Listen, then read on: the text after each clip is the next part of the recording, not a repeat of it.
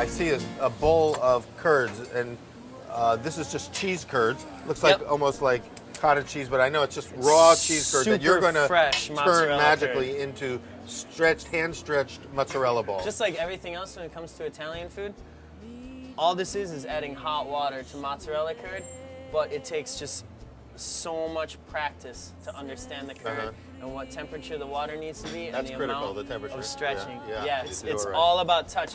That's why in Italy, all the grandmas, the nonnas, make the best food. It's because they've had like 70 years of touching that food every day. All right, so now you got your curds, which is basically just milk that has been curdled, Right. dried out. You separate out the whey. You've got curd. The beginning of all cheeses pretty much starts with curds. Right. And mozzarella is really a fairly simple cheese, but it has such incredible versatility. And the curd is always just slightly different to work with too, depending on what season it is.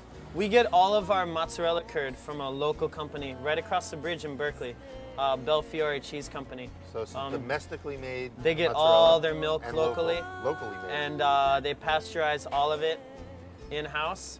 And we get all of our mozzarella and mozzarella curd still mooing. All right, so you got hot water now. So, hot water, the broken up curd. Lots of hot water. Over the curd. And we're melting this curd Okay. because it's firm and kind of sticky.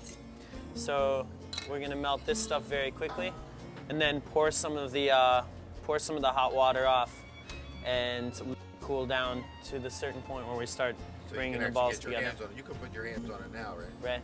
Okay. So the hot water is starting to melt those curds, soften them up, so they can be reformed. Right. And it's important not to cook all the fat out of the mozzarella. You want a juicy, beautiful, succulent pillow of mozzarella by the time So when we hear of like low-fat mozzarella, maybe they're actually trying to melt that fat out of there to make their mozzarella. Yeah, maybe they're just not good at making mozzarella. Or they don't get that it's the full-fat mozzarella that tastes so good. Right. And again, just like making pizza dough, the feel is very important. Could you actually... All it is curd and water. Curd and water. And your hands. And the hands are an important part of the process. Right. In theory, could you just take that curd and put it on a pizza and just melt it on a pizza? Yes, in fact, some pizza makers do that. We think it's gross. So the transformation that you're putting this curd through is an essential part of the experience that person needs to have at the end. Right. So at this point, all of the curds are melting together into a silky mass of mozzarella, and I'm feeling Cooling off a little. Feeling how hot the water is. Okay. And at this Can point, I feel it's it? Yep, absolutely. It's still pretty hot. You don't really you can't hot. leave your hand in there. So at this point, I don't want to keep cooking it too much. So I'm pouring some off.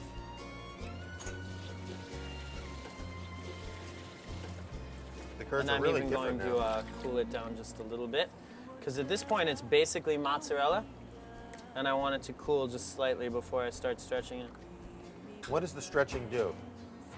Well, the stretching obviously brings all of the melted curds together.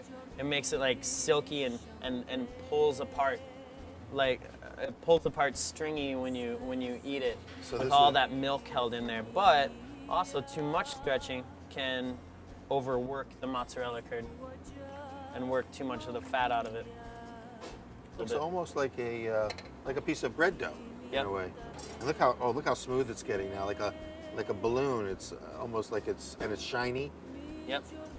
The funny thing about stretching mozzarella, it's a lot like stretching pizza dough.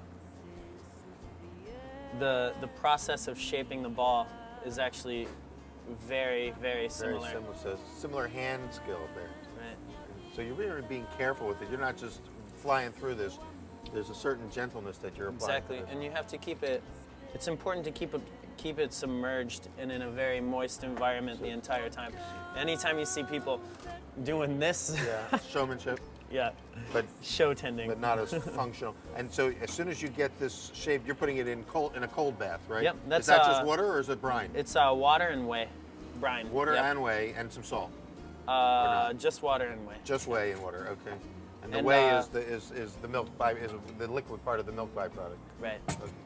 Beautiful. And you could take all of this milk that's left over in here, all this warm water with milk solids in it, bring it up to a certain temperature, add an acidulant like vinegar, and make ricotta cheese. All right, so that's how ricotta is what's left over. Exactly. It's not cottage cheese. It's very different. Some people think it's just Italian very, cottage cheese, very but it's different. not. Yeah.